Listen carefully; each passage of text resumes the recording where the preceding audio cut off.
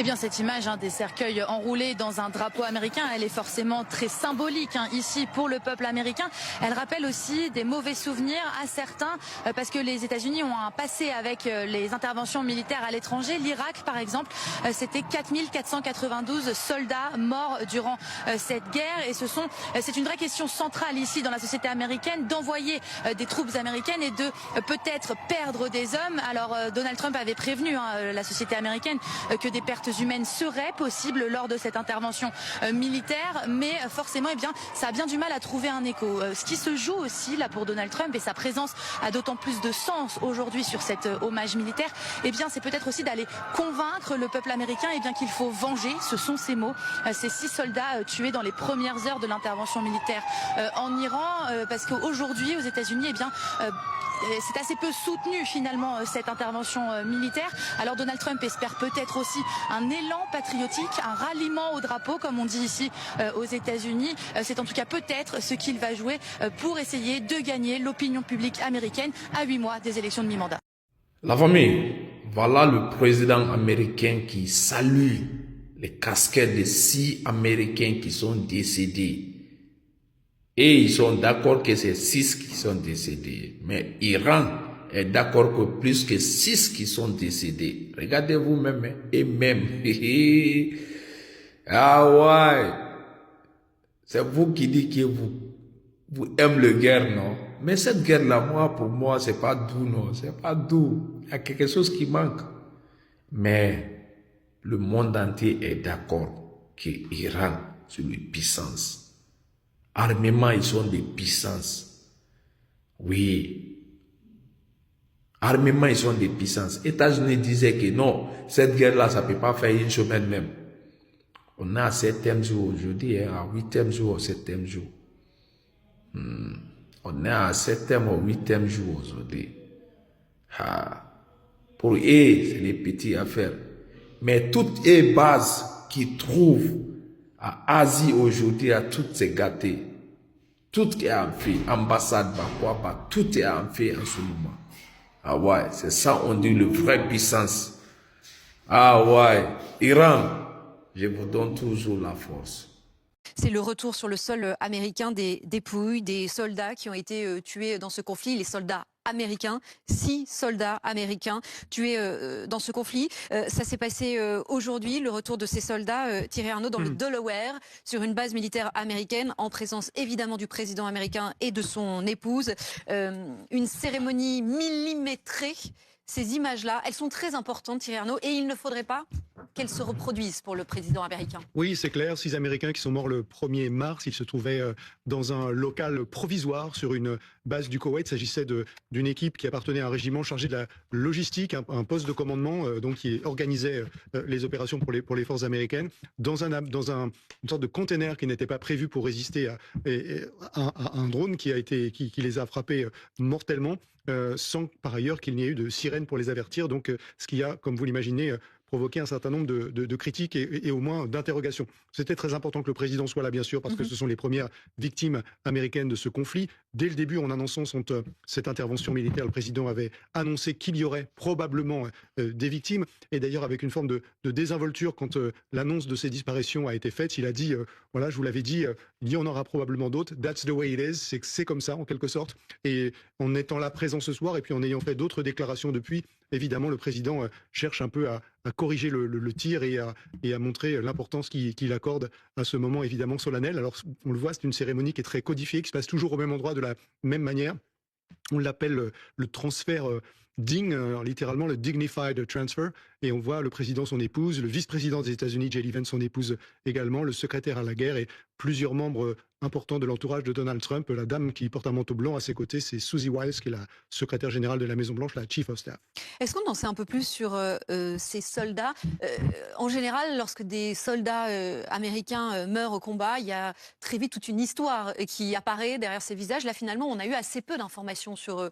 Oui, alors leur identité n'a pas été révélée tout de suite, mais pour le coup, ça c'est assez classique, puisque en fait, il s'agit d'abord de pouvoir prévenir les familles, c'est ça la priorité, et on laisse toujours un petit peu de temps avant de les identifier. Donc finalement, cette identification a eu lieu. On sait désormais qui ils sont. Il y a un capitaine âgé de 35 ans qui s'appelle Cody Cork, il y a un sergent, Nicole Amor, qui était une femme de 39 ans, mère de 2 enfants, un sergent de 42 ans qui était qui faisait partie de l'armée de réserve, originaire du Nebraska, un jeune sergent de 20 ans, qui est l'une des victimes les plus jeunes, évidemment, à tomber sous les drapeaux américains, un commandant âgé de 45 ans, Jeffrey O'Brien, et un major, comme on dirait en France, originaire de Californie, qui est également mort à l'occasion de cette frappe. Donc ils sont 6 au total. Ils appartenaient à ce régiment qu'on appelle le Sustainment en anglais, le 103e régiment, qui est en gros un régiment, comme je vous le disais, de logistique, qui organise un peu les opérations, le déploiement, le ravitaillement, etc. Et ils avaient donc été déplacés pour être mis dans des structures provisoires, ce qui était en théorie une façon de vouloir les mettre à l'abri, dont on a vu malheureusement que les conséquences ont été tragiques pour eux. Je salue David Kalfa, Olivier Weber qui viennent de nous rejoindre. Bonsoir messieurs. Bonsoir. Olivier Weber, elles sont assez impressionnantes ces images et elles vont compter. Elles vont vraiment compter pour le président américain qui, en plus, depuis le début de son 2e mandat, a quand même une relation complexe avec les soldats américains et avec le sujet. Oui, bien sûr. Donc tout le protocole doit être très bien observé de la part de la présidence, parce que évidemment les militaires vont scruter cela de très près, mais surtout bien sûr l'électorat. Je rappelle que Trump n'a pas été élu pour faire des guerres lointaines et des guerres sans fin. Vous vous rappelez le spectre des 2 guerres, Irak et Afghanistan, qui ont laissé beaucoup de traumatismes, qu'on appelle le PTSD, le syndrome post-traumatique de guerre. Il y a eu à peu près sur les 2 guerres qui ont duré à peu près 14 ans. Les 2 guerres ont été arrêtées par Obama. C'est 2001-2014 pour l'Afghanistan, 2003-2014 pour l'Irak. Ça a dû faire à peu près 7000 morts. 7000 morts. Le Pentagone dit sur 2 millions de morts, sur 2 millions pardon, de soldats, le réserve, les Rangers, tout le turnover qu'il y a eu sur 14 ans, 15 ans, c'est rien. En revanche, le nombre de suicides qu'il y a eu les années 2010, 2011, 2012, 2013, des vétérans, des jeunes vétérans qui rentraient direct d'Afghanistan, c'était pratiquement 8000 par an en Californie, en Louisiane, etc. Donc ça laisse un traumatisme terrible. Là, évidemment, c'est la guerre des images, aussi la propagande. Oui. Grosso modo, c'est plus les plastic bags, auparavant les corps en plastique qui revenaient de la guerre du Vietnam, ce sont des cercueils.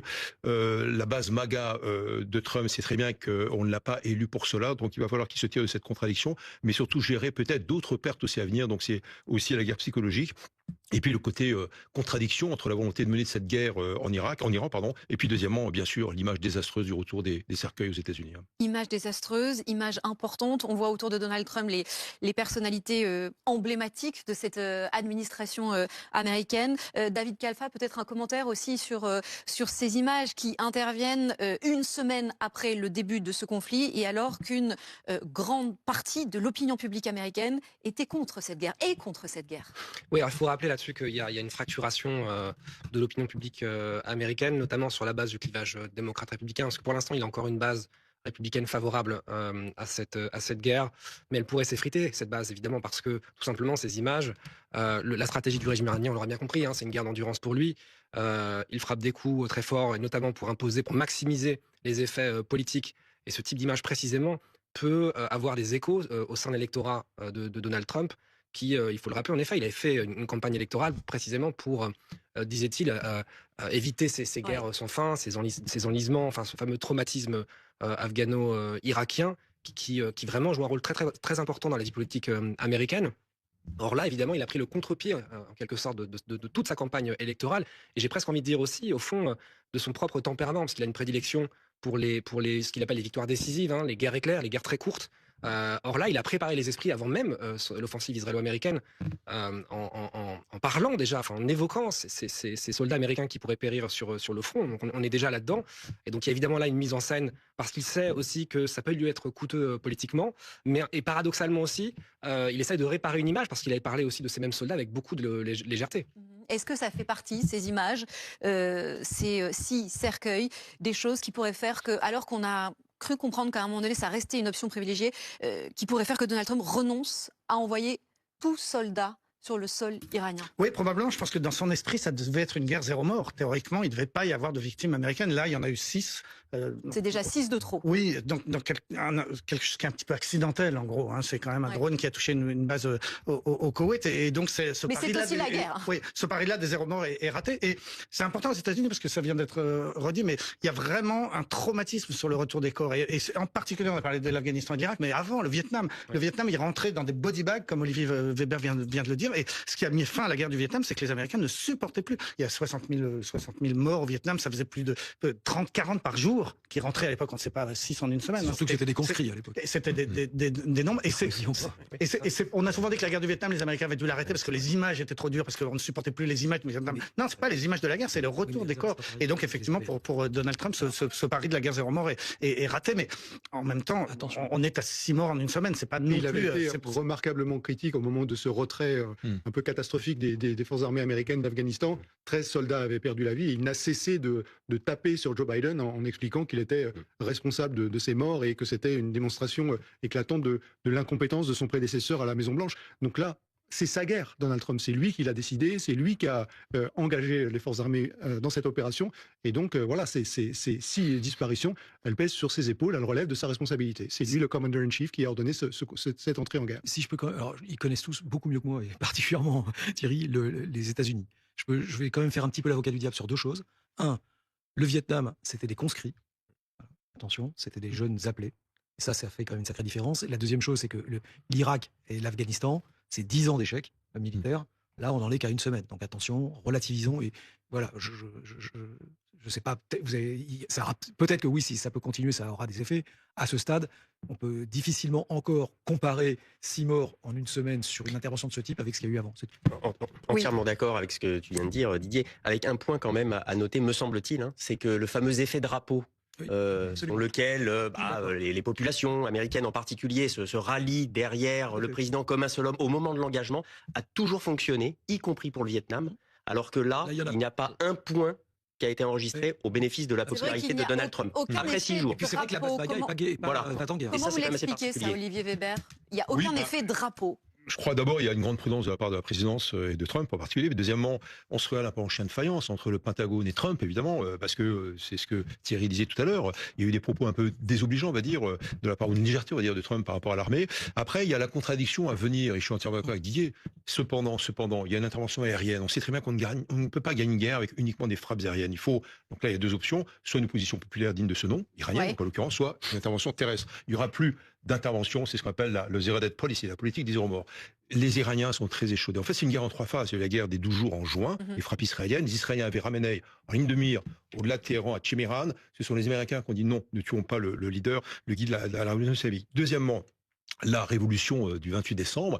Et là, Trump a dit aux Iraniens, allez-y, je serai derrière vous. 30 000 morts. Ils sont échaudés. Troisièmement, ce qui se passe aujourd'hui, ça sera incomplet s'il n'y a pas d'intervention terrestre ou donc une opposition populaire. Et on sait très bien que là, et c'est pour revenir à votre question tout à l'heure, l'opinion publique américaine, MAGA, attend Trump au tournant. On ne veut pas envoyer les boys, les frères, les conjoints, les maris et les enfants sur la ligne de front. Donc là, ça va être une contradiction à gérer. Ça ne sera pas évident, mais c'est la suite logique en même temps de ce retour des cercueils. Pourquoi ça peut rester malgré tout une option privilégiée à un moment donné, mais d'abord un détour par Washington, nous attend Antoine Lard, notre correspondant évidemment sur place. Antoine, tout simplement, vous, qu'est-ce qui vous a marqué dans ces images très fortes donc des retours des dépouilles de ces 6 soldats américains? Eh bien, c'est ce rituel extrêmement sobre et en même temps extrêmement puissant, extrêmement émouvant. Il n'y a pas de musique, pas de prise de parole. Ça n'est pas une cérémonie en tant que telle. C'est simplement ces cercueils qui, dans le plus grand des silences, sortent de l'avion recouverts du drapeau américain. C'est toujours un moment extrêmement fort. Ce qui me frappe aussi, c'est le nombre très important d'officiels américains qui sont présents aujourd'hui. Alors, il y a toujours évidemment des officiels américains lorsque les cercueils rentrent, mais on voit ici aujourd'hui la volonté de l'administration Trump d'être vraiment présent en nombre pour rendre un hommage appuyé à ces 6 soldats, alors que, et vous en avez parlé en plateau, il y a eu plusieurs polémiques ces derniers jours autour justement de la disparition de ces soldats. Donald Trump qui s'est montré très désinvolte lorsque la mort de ce soldat a été annoncée, il a mis énormément de temps à leur rendre hommage. Pete Hegseth, le ministre de la guerre, qui a expliqué ou qui a accusé certains médias de mettre trop en avant la disparition de ces soldats et de ne pas parler suffisamment des succès de l'armée américaine. Tout cela selon lui pour mettre Donald Trump en difficulté. Toutes ces polémiques ont été mal vécues par les Américains et donc on voit qu'aujourd'hui il y a un peu la volonté de tourner la page de cette polémique et de rendre hommage avec donc Donald Trump et J.D. Vance d'ailleurs qui est assez absent dans les débats depuis le début de cette guerre mais qui est présent aujourd'hui, président et vice-président accompagnés de leurs épouses. Le ministre de la guerre Pete Hegseth est également présent, le chef d'état-major également. On voit aussi Steve Witkoff, l'homme de confiance de Donald Trump, celui qui a participé à ces négociations avec l'Iran pour cette cérémonie, donc à la fois sobre, solennelle et très émouvante aussi avec, je ne sais pas si on les voit à l'image, mais les familles des victimes des soldats décédés qui sont là aujourd'hui et qui vont récupérer les cercueils pour ensuite procéder aux enterrements. Merci beaucoup Antoine Eulard en direct de Washington, alors qu'on voit les visages de ces 6 soldats américains décédés donc dans ce